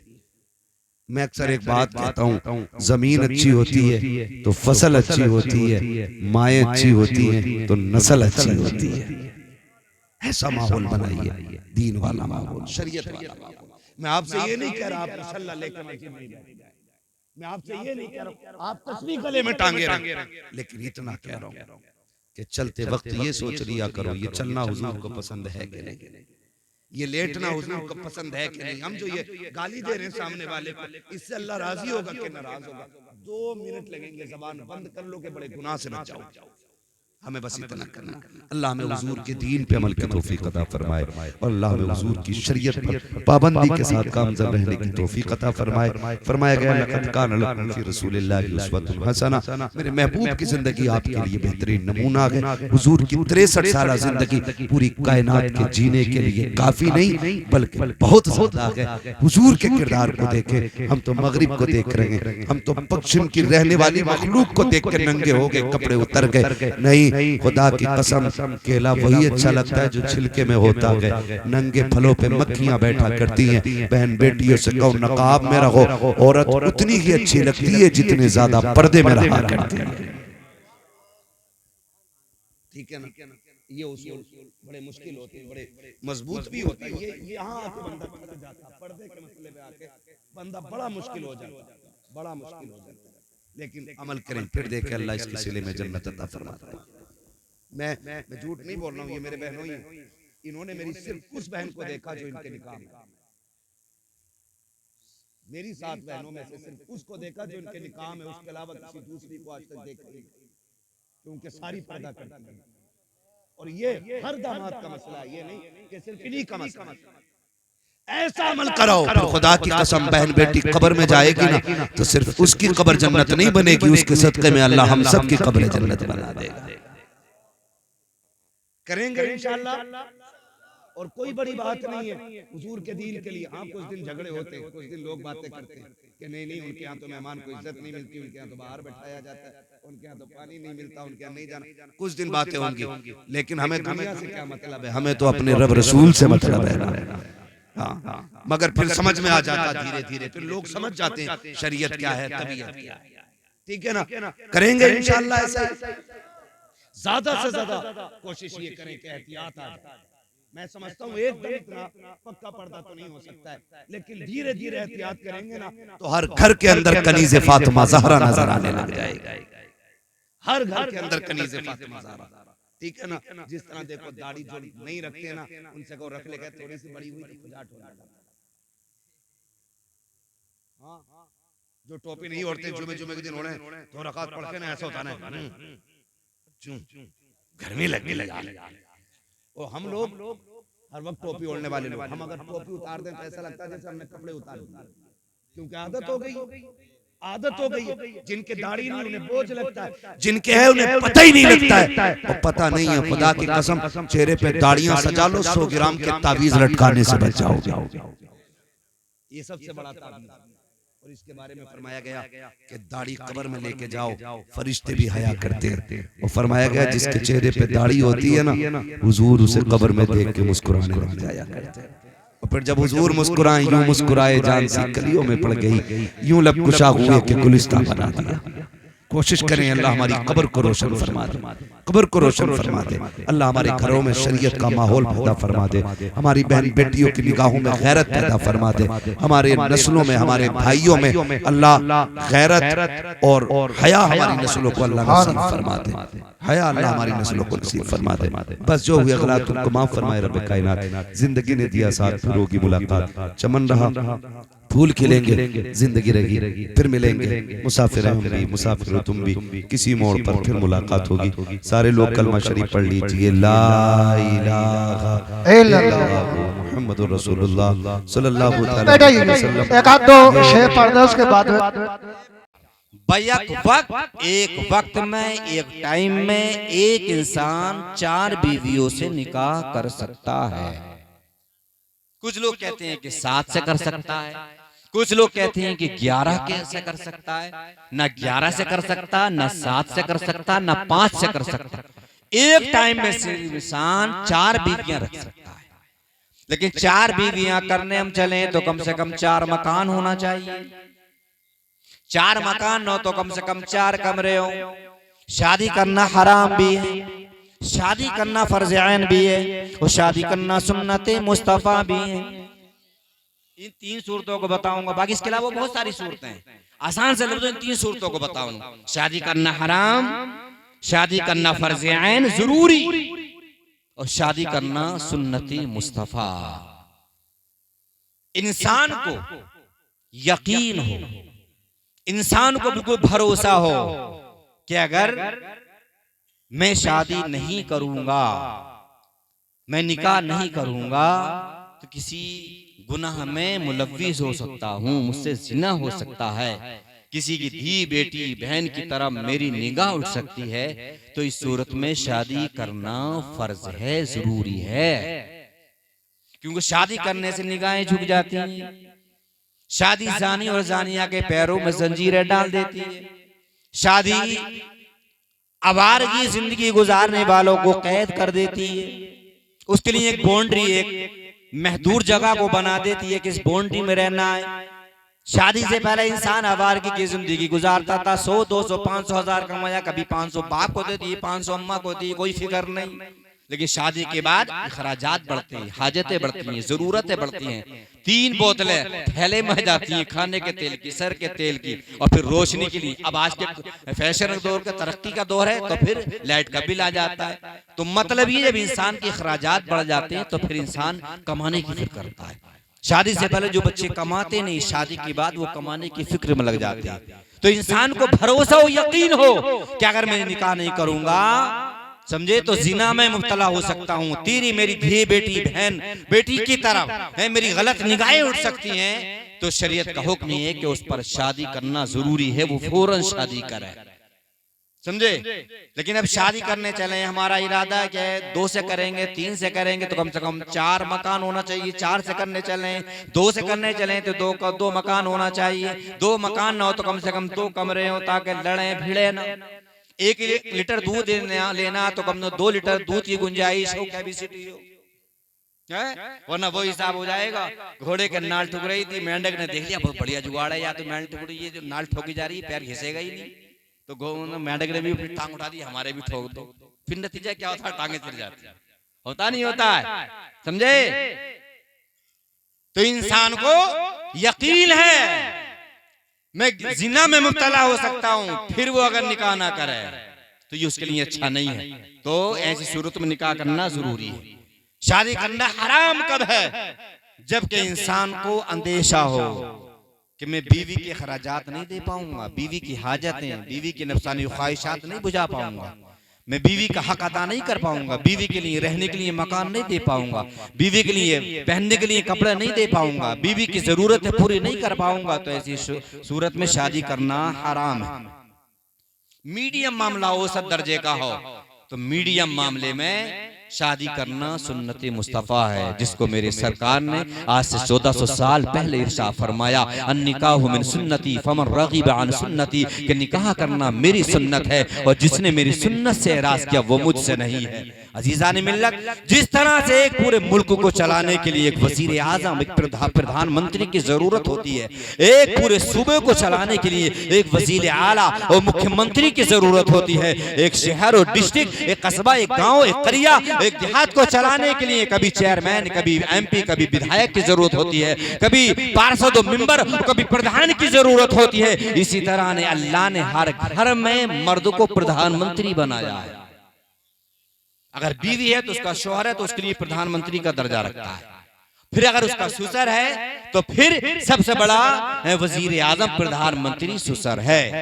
अब जितने मंत्री हैं नीचे के मातहत, जितने वजीर हैं, कोई चेयरमैन है, कोई विधायक है, कोई एमपी है, तो ये सब अपने प्रधानमंत्री के मातहत रहकर उसके फरामीन के मुताबिक, उसके उसूल और ज़वाबित के मुताबिक, उसकी बताई हुई बातों के मुताबिक जिंदगी गुजारेंगे तो इंशाअल्लाह दुनिया में रहेंगे, तब भी कामयाब हो जाएंगे और इस दुनिया से जाएंगे तो परवरदिगार की जन्नत तुम्हारे लिए बेचैनों पे करार रहे। लेकिन मुआशरे में देखिए आप, समझे, अल्लाह के रसूल ने आज से 1400 साल पहले फरमाया, हजरत इब्ने अब्बास से हदीस पाक मरवी है, लम तरा लिल मुतहब्बैनि मिसल निकाह, कहाँ का लड़का कहाँ की लड़की जानना पहचान, बड़ी खाला सलाम, और जब निकाह हो जाता तो कितनी मोहब्बत हो जाती है। मेरे मुस्तफ़ा ने फरमाया, निकाह के जरिए जो मोहब्बत पाई जाती है इसकी नज़ीर नहीं मिलती, इसकी कहावत नहीं मिलती, इसकी मिसाल नहीं मिलती। बुखारी शरीफ की हदीस पाक, अल्लाह के रसूल ने फरमाया, अन अबी हुरैरा क़ाल क़ाल रसूलुल्लाह सल्लल्लाहु तआला अलैहि वसल्लम, तुनकाहुल मरअ लिअरबइन लिमालिहा व लिहस्बिहा व लिजमालिहा फज़फर बिज़ातिद्दीन।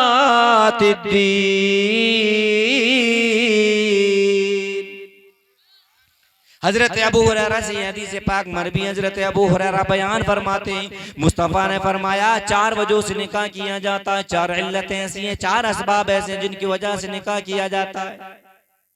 अब आप कहेंगे वो कौन? तो पहली इल्लत सुनिए, लिमालिया, मेरे मुस्तफ़ा ने फरमाया माल की वजह से निकाह किया जाता है, दौलत की वजह से निकाह किया जाता है। आज जो मुआशरे में हो रहा है, मेरे मुस्तफ़ा ने आज से 1400 साल पहले ही फरमा दिया था, लोग माल की वजह से निकाह करेंगे, माल की वजह से निकाह कर रहा है। अब से 10 और 15 और 20 साल 25 साल पहले का मामला ये था कि लोग डिमांड और फरमाइश नहीं रखते थे, क्या दे दिया, किसी ने साइकिल दे दी, किसी ने घड़ी दे दी, किसी ने जो है पतीला दे दिया, समझे। लेकिन आज का दौर तरक्की का दौर है, साइंस का दौर है, आसमान की खलाओं में तैरने की लोग कोशिश कर रहे हैं, आसमान से बातें करने की कोशिश कर रहे हैं, चांद सूरज पर रसाई अपने करने की कोशिश कर रहे हैं, लेकिन नतीजा देखिए, मांगने का अंदाज देखिए, डिमांड करने का अंदाज देखिए, भिखारी होगा, इंटरनेशनल भिखारी होगा, फकीटे हो गए, फकीर नहीं फकीटे, फकीर बिरादरी वाले होते हैं, जिन्होंने अलवी बिरादरी के जो होते हैं वो फकीर लगाते हैं। मैं तो आज की अपनी जुबान में कहूंगा कि फकीटे हो गए मांगने वाले। आज कहता हमारी मांग नहीं, डिमांड नहीं है, हम तो ये चाह रहे अच्छा खानदान हो, अच्छा परिवार हो, अच्छी लड़की हो, समझे। वैसे देख पार्टी बराबर से मन करे से आई थी, वो कह रही स्कॉर्पियो ले ली, समझे। एक पार्टी वोट से आई थी, वो कह रहे थे कि जो क्रेटा ले ली। वैसे हमारी मांग तांग कुछ ना है, इतना बड़ा जालिम आदमी हो गया आज का, समझे। मेरे मुस्तफा ने आज से 1400 साल पहले इरशाद फरमाया कि वो शादी जिसमें कम खर्चा हो वो बाबरकत है, बरकत वाली है। मेरे मुस्तफा ने फरमाया निकाह को इतना आसान कर दो, इतना आसान कर दो कि जिना मुश्किल हो जाए। आज हमने क्या कर दिया है, आज हमने शादियों को इतना महंगा कर दिया, शादी के खर्चात को बढ़ा दिया, शादी की जरूरतों को हमने इतना वसी कर दिया। आज हमें 10 और 15 और 20 और 25 30 लाख रुपए शादियों में उठा रहे हैं। हैरत की बात है मुसलमान, जरा सोच दो तो एक जुमले में क्या करे इंसान है, सारी मेहनत की बाप को फना कर देता, खत्म कर देता है। एक बाप अपनी बेटी को सुई से लेकर हाथी तक, और आज की जुबान में मैं कह करके गुजर जाऊं, सुई से लेकर हाथी तक और हाथी से लेकर 2 व्हीलर और 4 व्हीलर तक बाप देने की कोशिश करता, लेकिन ये जालिम हो जाबिर ससुर और सास एक जुमला कहकर बोल देते तेरे बाप ने दिया ही क्या। अभी जालिम अपने जिगर का टुकड़ा अपनी बेटी कैसी कैसी मुसीबतों से पाली है, कितनी परेशानियां उठाई हैं। फिर इस बाप ने बचपन से लेकर 25 और 30 साल की जवानी तक ये बाप उस बेटी को खिलाता रहा, पालता रहा, इस बच्ची के तालीम और तरबियत करता रहा, इसे उठने बैठने का तरीका सिखाता रहा। ये बाप इसको अच्छा खिलाता रहा, अच्छा पिलाता रहा, अच्छा पहनाता रहा, सब कुछ एक एक 2-2 रुपए, 5,000, 2-2 हजार ये बाप इकट्ठा करता रहा। तब जाकर बाप ने 2, 4, 5, 10, 20 लाख रुपए इकट्ठा करके बाप ने बेटी को रुखसत कर दिया, उसकी शादी कर दी। तूने जुमले पे पानी फेर दिया। सही बात यह है कि बेटे वालों को, बेटियों वालों को शुक्र अदा करना चाहिए और एहसान का चुकाना चाहिए कि आपने अपनी बेटी को पाल करके हमारे हवाले कर दिया है। तो नौजवानों, इन बुजुर्गों से तो मैं कहूंगा नहीं, इनकी तो गुजर चुकी है ठंडी चवन्नी में, लेकिन नौजवानों तुम अच्छा कमाते हो, अच्छा इकट्ठा करते हो, अल्लाह और तरक्की आपको करोड़पति बनाए, अल्लाह आपको खूब मालदार बनाए, अल्लाह आपको बहुत सारी दौलत दे। लेकिन नौजवानों, मैं तुमसे आरेजा पेश करूंगा, ये शादी के बढ़ते हुए खर्चात को कम कर दो, शादियों को इतना आसान कर दो, इतना आसान कर दो कि जिना मुश्किल हो जाए। मेरे मुस्तफा मक्के में पैदा हुआ, आराम फरमा मदीने में। मेरे मुस्तफा ने इस्लाम की आबियारी के लिए, इस्लाम की तरक्की के लिए, इस्लाम के फरोग के लिए मुस्तफा ने कैसी कैसी मुसीबतें उठाई हैं, कैसी कैसी परेशानियां उठाई हैं। तो मुस्तफा के गुलाम हो, अगर इस दुनिया से चले गए और कब्र में मुस्तफा ने अपना चेहरा फेर लिया, क्या तुझे दुनिया में इसलिए ही भेजा गया था? क्या तू मेरा कलमा इसलिए ही पढ़ता था कि दूसरों के दौलत के सारे तो इस बात का इंतजार करेगा मैं निकाह करूंगा तो मुझे 10-20 लाख मिल जाए? किसी के देने से पूर्ति नहीं होती है, बल्कि अल्लाह देता है तब पूर्ति हो जाती है। मैं किसी पे तनकीद और गिला और शिकवा नहीं कर रहा हूँ, बल्कि मैं एक जहन साजी कर रहा हूँ, एक जहन दे रहा हूँ, एक मिजाज दे रहा हूँ। अपनी ऐसी सोच बनाइए, ऐसी फिक्र बनाइए, सिंपल निकाह कीजिए, सादा निकाह करेंगे इंशाल्लाह बरकतें होंगी। तजर्बा करना, जो लोग सादा बिल्कुल कम खर्चे में काम चला लेते हैं, या तो फिर वो खर्चा करें जिनके पास बहुत सारी दौलत और 10, 20, 15 लाख उठा भी रहे तो कोई शिकवा भी नहीं, उनकी कैपेसिटी है। लेकिन मामला क्या, ज्यादा गरीबी में तंग गया, समझे, और ज्यादा मालदार पैसे से निभ गया, और ये बीज वाला जो है ये तंग जाता, ना आसमान का ना जमीन। लेकिन मेरे मुस्तफा ने फरमाया लिमाल, यहाँ लोग माल की वजह से निकाह करेंगे। आज हो रहा है, आज माशरे में लोग दौलत की वजह से निकाह कर रहे हैं। आज लोग अगर लंगड़ी और लुंजी लगड़ी लड़की भी है और आप ये निकालते मैं स्कॉर्पियो दूंगा, क्रेटा दूंगा, थार दूंगा, तो देखना तुम एक हफ्ते में आपका रिश्ता हो जाएगा। तो फिर ये इंसान लड़की का भूखा नहीं है, ये इंसान हुस्न का भूखा नहीं है, ये इंसान तहजीब का भूखा नहीं है, ये इंसान कल्चर का भूखा नहीं है, ये इंसान अच्छे मुआशरे को तश्कील देना नहीं चाहता, बल्कि इसे चाहिए दौलत और सरमाया। मेरे मुस्तफा ने फरमाया दूसरी इल्लत लिमालिया वलिया हसबिया, लोग हसब और नसब को देखेंगे। आज देखिए लोग चाहते हैं कि प्रधान मिल जाए, चमकता हुआ चेहरा मिल जाए। हसब नसब शरीयत में दिएगा, वो देखना चाहिए, इसको नहीं देखते हैं। पहले लोग हसब नसब देखते थे, दादा परदादा देखते थे, और जब लड़की का रिश्ता तलाश करते थे तो फिर उसकी नानी और फिर उसकी परनानी को देखते थे, उसके नाना और परनाना को देखते थे। आज कोई देख रहा है? नहीं देख रहे हैं। अच्छा मकान हो, दौलत हो, बस। मेरी मुस्तफा ने फरमाया तीसरी लत वली जमालिया। मेरे मुस्तफा ने फरमाया लोग खूबसूरती की वजह से निकाह करेंगे। जरा सोचें, आपका बेटा बिल्कुल काला कौवा, काला तबा, उसके लिए हूर की परी तलाश कर रहे हैं। ठीक है, हूर की परी तलाश कर ले, ढूंढ ले, लेकिन इस हूर की परी को तेरा काला कौवा पसंद ना आए। हो सकता है तभी तो तलाकें हो रही हैं, तभी तो खुला की नौबत आ रही है। आज अगर हम जोग देखें, जोग देखें, जैसा हुस्न बेटे का है ऐसी बेटी तलाश कर लें, ऐसी दुल्हन तलाश कर लें, पूरी जिंदगी गुजर जाएगी, तलाक की नौबत ही नहीं आएगी। फिर लड़की खूबसूरत होती है, लड़का हारता हो तो लड़की तो निभा लेती है, और अगर लड़का खूबसूरत हो और लड़की हारती हो तो निभाना मुश्किल हो जाता है। लेकिन आज जो माशरे में हो रहा है, मेरे मुस्तफा ने फरमाया वली जमालिया, खूबसूरती की वजह से निकाह किया जाएगा। आज देखो अपना बेटा काला भी है लेकिन हूर की परी तलाश कर रहा है। अबे नादान, हूर की परी तलाश क्यों कर रहा है? तू तो अपने बेटे का रंग देख ले, अपने बेटे की कैपेसिटी देख ले, अपने बेटे की सेहत देख ले, अपने बेटे की सेहत के एतबार से तू दुल्हन को तलाश कर ले, समझे। लेकिन आने वाली दुल्हन से भी मैं कहूंगा, आने वाली बहू से भी मैं कहूंगा, अब तक तुम मैके में थी, अपने बाप के घर थी, भले से सगा बाप तेरा यही है, सगी माँ यही है, जो ऐशो इशरत तेरे बाप ने तुझे दी है, जो खाने पीने के असबाब तेरे बाप ने तेरे लिए मुहैया किया है, वो हो सकता तेरा शुहार ना कर सके, तेरा ससुर ना कर सके, लेकिन अब हकीकत में, असल में, ओरिजिनल तेरा घर ये घर है, शुहार का घर। अपने शुहार की कहानी, अपने ससुर के घर की हिस्ट्री, यहाँ के माहौल, यहाँ की कैपेसिटी, यहाँ का खाना, यहाँ का पीना, यहाँ का चलना, यहाँ का ओढ़ना, यहाँ का माहौल अपने मैके में जाकर के जिक्र ना करना। फिर कितनी ऐसी दुल्हन है जो आकर के है मैके में आकर के रहेंगी, तो जिस तरह अंदाज से भी रही, लेकिन जब ससुराल आई तो आकर के सास ससुर को वो भी खाला और खालू कह रही। समझे? मैं तो मशवरा दूंगा, खाला खालू मत कहा करो, बल्कि सास ससुर को अम्मी और अब्बू कह करके पुकारा करो। जालिम जाबिर भी ससुर होगा, एक दिन तुम्हें बाप कहेगी, एक दिन अम्मी कहेगी, एक दिन अब्बू कहेगी, दूसरे दिन कहेगी, तीसरे दिन कहेगी। जालिम जाबिर भी होगा, जुल्म करने वाला भी होगा, परेशान करने वाला भी होगा। तीसरे दिन शर्मिंदा हो जाएगा, यार ये अम्मी और अब्बू कह करके पुकार रही है और हम इसे बेटी का दर्जा ही नहीं दे पा रहा है। फिर जिस तरह से तुम सास ससुर से मैं ये कहूंगा, जिस तरह से तुम अपनी बेटियों को बेटियां समझते हो, बेटियों के हाथों में अपने तिजोरी की चाबी दे लेते हो, इस तरह से चाबियां आने वाली दुल्हन के हाथ में देके देखो, इंशाअल्लाह ये आने वाली दुल्हन जरूर तुम्हें अम्मी और अब्बू कह करके पुकारेगी।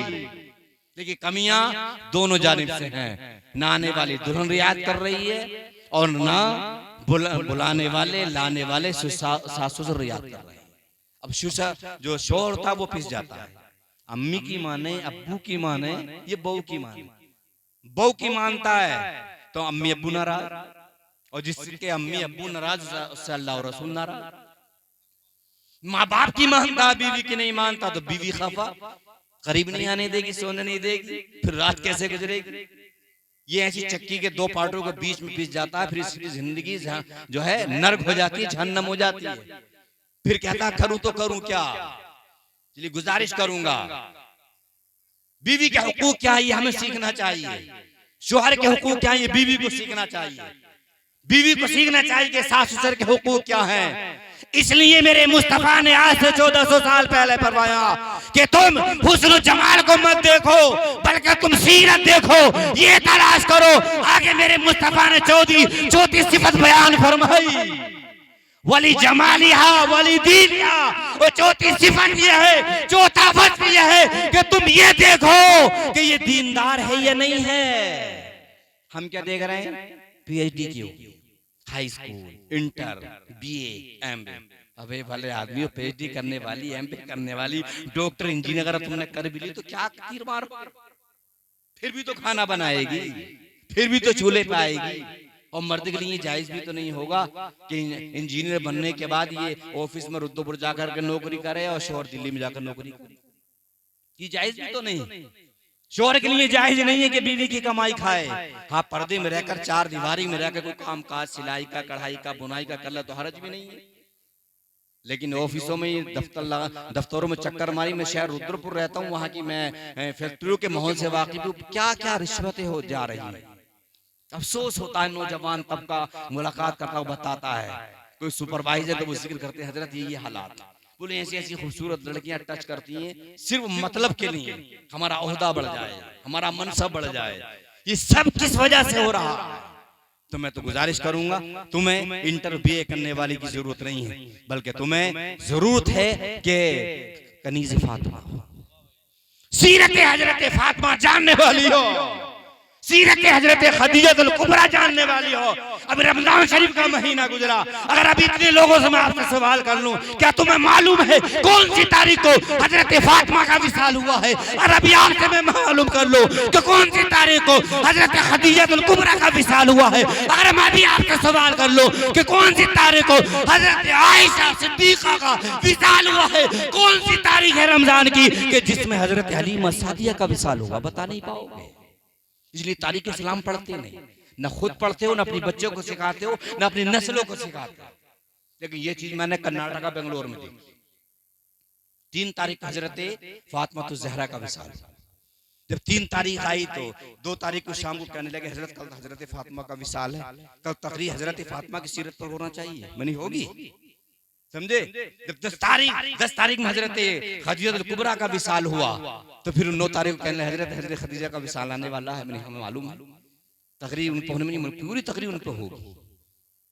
17 तारीख हजरत आयशा सिद्दीका उम्मुल मोमिनीन, मुसलमानों की माँ, हुजूर की सबसे चहीती है, सबसे प्यारी बीवी हमारी माँ हजरत आयशा सिद्दीका का विसाल हुआ। तो फिर उस तारीख में उन्होंने उनके विसाल पर, उनकी हयात पर, उनकी जिंदगी पर तकरीर कराई। और जब 22 तारीख आई तो हजरत हलीमा सादिया का विसाल पर तकरीर कराई। तुम क्यों नहीं सीखते, क्यों नादानी जहालत की जिंदगी गुजारते कि कभी ये जो अल्लाह वक्फ बोर्ड का मामला, ये सब इस तरह के मामला, आपसी इंतशारात, इख्तलाफात, ये सब लड़ भिड़ कर झगड़े क्या करते हो तुम लोग, मेरी समझ में नहीं आता। आपकी बस्ती में जो भला अच्छा इंसान हो, सबके काम में आने वाला हो, उसको प्रधान बनाइए, उसको पार्षद बनाइए, उसको मेंबर बनाइए, सब आपस में मशवरा कीजिए, सब आपस में भाई, इन्नमल मुमिनून इख्वा, किसी बिरादरी का सब मुसलमान आपस में भाई भाई है। तुम्हारा मेरा रिश्ता सबसे मजबूत रिश्ता ईमानी रिश्ता है। वैसे तो मेरी ससुराल है, मुजफ्फर भाई हमारे छोटे भाई के साले हैं, समझे, और यहाँ मेरा बचपना गुजरा है। यहाँ लोग सो के नहीं उठते थे, हम मोटरसाइकिल से 10 किलोमीटर दूर से आ जाते थे मदरसे की बुनियाद रखते। हमारी कुर्बानियां लोग जानते हैं, लेकिन यहाँ असबाब हमें तरक्की की राहें हमवार नहीं दिखाई दी, इसलिए इलाका छोड़ के गए। जो आज हम पूरे हिंदुस्तान भर का सफर कर रहे हैं, हम ये नहीं कर पाते, यहाँ रहे उलझ जाते हैं, समझे, इसलिए हम यहाँ से गए। लेकिन कम से कम तुम अपने आपस में इत्तेफाक रखो, मोहब्बत रखो। सब ये कहाँ से मिलेगा, सीरत मुस्तफा से मिलेगा, सीरत हजरत अली से मिलेगा। मुस्तफा ने फरमाया चौथी सिफत ये है वली जमाल यहाँ है, वली दीन यहाँ, और चौथी सिफत ये है कि तुम मालदारी मत देखो, हसब और नसब को मत देखो, तुम सरमाए को मत देखो, हुस्न जमाल को मत देखो, बल्कि तुम ये देखो ये दीनदार है या नहीं है, ये कुरान पढ़ लिखी है या नहीं, ये अहकाम शरीयत जानती है या नहीं है, ये जन्नती ज़ेवर किताब पढ़ना जानती है या नहीं जानती है। नाराए तकबीर, नाराए रिसालत। खतीब आज़म हिंदुस्तान हजरत अल्लामा मुफ्ती हम्माद रज़ा साहिब, खतीब आज़म हिंदुस्तान हजरत अल्लामा मुफ्ती हम्माद रज़ा साहिब, खतीब आज़म हिंदुस्तान हजरत अल्लामा मुफ्ती हम्माद रज़ा साहिब। नारे तकबीर, नारे तकबीर, नारे रिसालत, बस लगे आला हजरत हजरत अल्लामा मुफ्ती हम्माद रज़ा साहिब किबला उलमा अहले सुन्नत। इंशाअल्लाह आप हजरात बैठ जाइए, आप घबराए नहीं, हमारी इंशाअल्लाह पूरी प्लानिंग है कि मुफ्ती साहब के साथ बाद में फौरी ही अल्हम्दुलिल्लाह मुफ्ती हम्माद साहिब किबला की इंशाअल्लाह तकरीर होगी। बाद नमाज इशा से बैठे हुए हैं, तो अल्हम्दुलिल्लाह हमें भी आप लोगों का ख्याल रखनी है। इंशाअल्लाह मुफ्ती हम्माद साहब का बाद में इंशाअल्लाह लाइव साहिब की इंशाअल्लाह नाते पाक होगी। बड़ी दुरूद पाक अल्लाहुम्मा सल्ली अला सय्यिदिना व मौलाना मुहम्मदिन बारिक वसल्लम सल्लु अलैहि सलातु व सलामुन अलैहि। वैसे तो मिंबर पाक पर जितने उलमा हैं सब हमारे सर के ताज हैं, हर गुलाब हर चेहरा अनोखा निराला है, लेकिन ये मुफ्ती हम्माद साहब ऐसी शख्सियत है पूरे हिंदुस्तान भर के दौरे करते हैं। इंसान इतना बसों में नहीं दौड़ता है कि जितना ये फ्लाइट में दौड़ते, फ्लाइट सब इनके ज्यादा होते हैं। बिहार, बंगाल, बंगलोर, पूरे हिंदुस्तान भर के जहां जाइए, मुझे तो ऐसा लगता है ये हिंदुस्तान के एक एक गांव में तकरीर करने पहुंचे, और तकरीर भी माशाल्लाह जलवे हैं। अल्लाह ने कम उम्र में समझे बड़ी तरक्की दी है। ये हिंदुस्तान का समझे मशहूर याफ्ता खतीब है, समझे, बहुत ही शानदार और जानदार इंशाअल्लाह इनका खिताब होगा, समझे। खतीब हिंदुस्तान हजरत अल्लामा मुफ्ती हम्माद रज़ा साहब किबला, जिन्होंने आज तक लाइव सुना है, मोबाइलों पे सुना है, समझे, आज इनको बिल्कुल रूबरू सामने से सुने, बिल्कुल रूबरू। आप इंशाअल्लाह इनकी जब तकरीर सुनेंगे तो इंशाअल्लाह आपका दिल खुश हो जाएगा। अल्लाह से दुआ करेंगे अल्लाह इनकी उम्र में, हयात में बरकत अता फरमाए, इनके हासिदीन के हसद इनको महफूज फरमाए, बदनिगाहियों से महफूज फरमाए। बहुत शानदार गुफ्तगू होती है। और ये तो अब मशहूर हुए हैं, समझे, इनके बाप का तो इनसे पहले से हिंदुस्तान भर में नाम है, इनके बाप के भी जलवे हैं, आज भी तकरीबन 70-75 साल की उम्र है। इस उम्र में आज भी 2 अजीम इदारे चलाते हैं, एक लड़कियों को एक लड़कों को। आज भी 75 साल की उम्र में पढ़ाते हैं, समझे। ये जहां जहां तकरीर करने गए होंगे, मैं जहां जाता हूं मैं तो उनका नाम पाता हूं, तो मैं समझो मैं पाता हूं तो ये ना, समझे। कोई साहब कह रहे थे, मुझे बता रहे थे एक बार, बोले एक साहब कह रहे थे कि आपके बेटे ने आपका नाम रोशन कर दिया। बोले नाम रोशन नहीं किया, नाम तो मेरा पहले से ही रोशन है, बस ये है कि मेरे नाम को मेरे बेटे ने बरकरार रखा। कभी कोई मौका होता, ये तो हमारा अपना करीबी गांव है, रिश्तेदारियां हैं, तो इंशाल्लाह इनके बाप के हम जब बुलाएंगे, समझे।